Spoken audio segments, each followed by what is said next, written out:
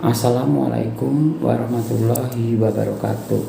Selamat berjumpa kembali dalam video pembelajaran mata kuliah PPA Badan untuk pertemuan 1. Pada pertemuan 1 ini, pokok pembahasannya adalah yang pertama adalah konsep dasar PPA Badan, yang kedua masalah PPA Badan, yang ketiga adalah PUT, kemudian yang keempat subjek dan objek pajak, serta yang kelima adalah mengenai klasifikasi penghasilan dari PPA Badan. Kita mulai saja. Yang pertama adalah masalah konsep PPA Badan. Terlebih dahulu kita harus mengetahui apa arti dari PPA Badan. PPA Badan dapat diartikan sebagai penghasilan pajak yang diterima atau didapatkan dari badan usaha atau perusahaan untuk 1 tahun pajak. 1 tahun pajak di sini diartikan 12 bulan. Sedangkan badan adalah menurut pasal 1 angka 2 Undang-Undang KUP diartikan badan adalah sekumpulan orang atau modal yang merupakan kesatuan baik yang melakukan usaha maupun tidak melakukan usaha, yang meliputi perseroan terbatas, perseroan komanditer, BUMN atau BUMD, kemudian firma, kongsi, koperasi, dana pensiun, yayasan, organisasi massa, baik itu dalam bentuk organisasi politik serta organisasi lainnya, berbentuk badan di mana investasi tersebut bersifat kolektif dan bentuk usaha tetap. Kemudian para mahasiswa, yang ketiga kita nanti membahas masalah apa yang dimaksud dengan PUT. Nah, PUT ini adalah suatu badan usaha di mana dalam melaporkan penerimaan pajak itu, di mana objek pajak kita itu ada yang berkedudukan di luar negeri. Jadi PUT dapat diartikan adalah bentuk usaha yang dipergunakan oleh badan yang tidak didirikan dan tidak bertempat tinggal di Indonesia.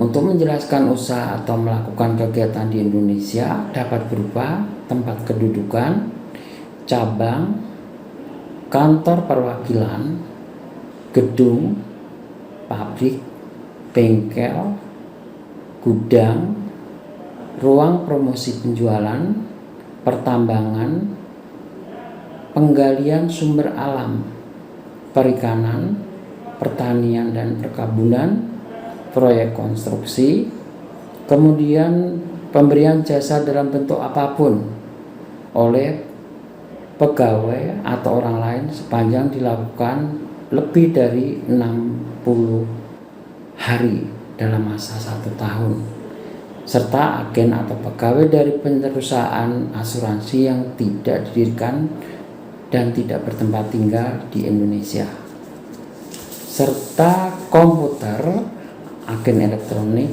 atau peralatan otomatis yang dimiliki, disewa, serta digunakan untuk penyelenggaraan transaksi elektronik untuk menjalankan kegiatan melalui internet.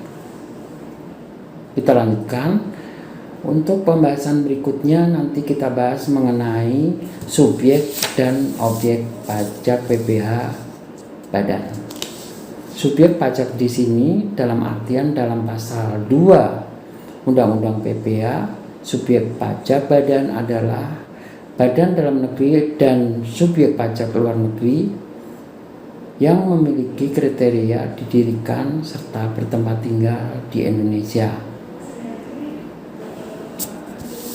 Kemudian untuk subjek pajak di sini diartikan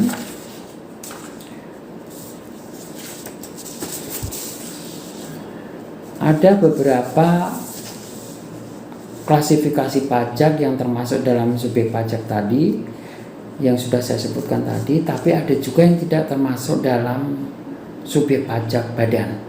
Yang pertama disebutkan unit-unit tertentu dari badan pemerintah yang memenuhi kriteria pembentukannya berdasar undang-undang, pembiayaannya dilakukan oleh BUMN atau BUMD dengan anggaran APBN maupun APBD, serta pembukuan yang diperiksa oleh badan negara, termasuk di sini adalah BPKP maupun BPK.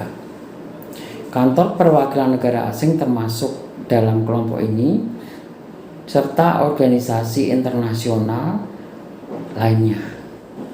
Sedangkan penghasilan dari usaha dan kegiatan lainnya di sini dalam bentuk laba usaha, kemudian premi asuransi, iuran yang diterima atau diperoleh perkumpulan usaha dari anggotanya, kemudian hadiah dari pekerjaan atau kegiatan serta penghargaan lainnya.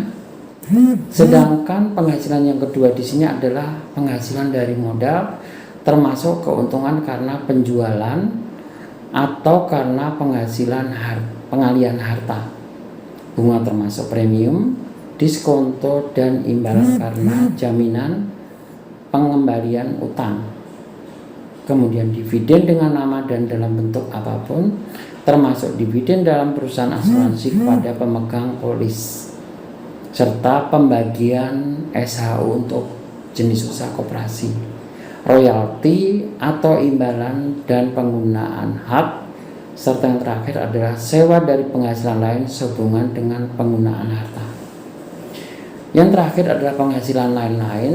Yang pertama, penerimaan kembali pembayaran pajak yang telah dibebankan, kemudian penerimaan atau perolehan pembayaran secara berkala, penerimaan atau perolehan pembebasan utang kecuali sampai dengan jumlah tertentu yang ditetapkan dengan peraturan pemerintah, keuntungan selisih kurs, selisih karena penilaian kembali suatu aktiva dalam bentuk tambahan kekayaan neto yang berasal dari pengalihan yang belum dikenakan pajak, penghasilan dari usaha berbasis syariah, kemudian untuk surplus Bank Indonesia.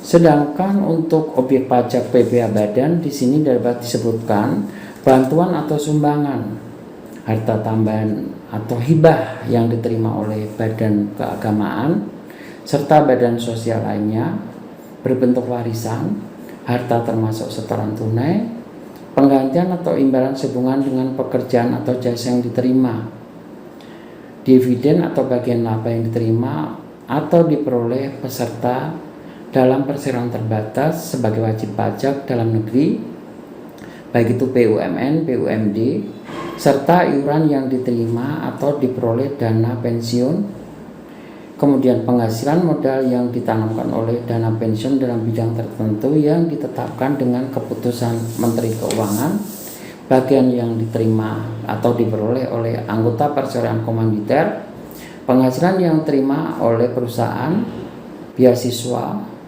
sisa lebih yang terima atau diperoleh badan atau lembaga, serta bantuan atau santunan yang dibayarkan oleh badan penyelenggara jaminan sosial kepada wajib pajak tertentu.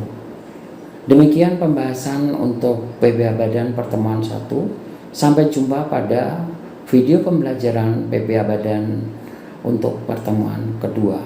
Wassalamualaikum warahmatullahi wabarakatuh.